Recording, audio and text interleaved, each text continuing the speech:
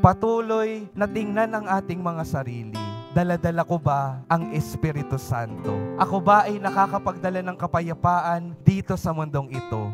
Ako ba ay nakakapagdala ng kaliwanagan ng ating pananampalataya dito sa mundong ito? Ako ba ay may katapangan na magbahagi ng mabuting balita? Kung mayroon po tayo ng mga bagay na iyon, tiyak ako na ang Espiritu Santo ay tunay na nasa ating kalooban. At ang ikalawang mahalagang paanyaya, patuloy na magpasama sa Espiritu Santo.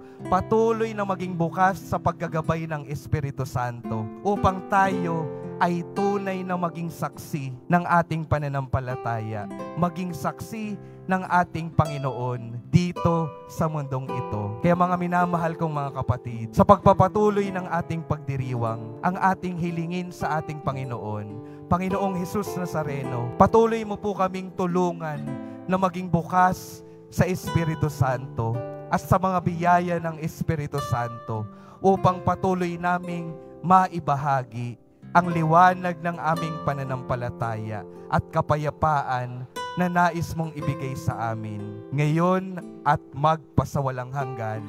Amen.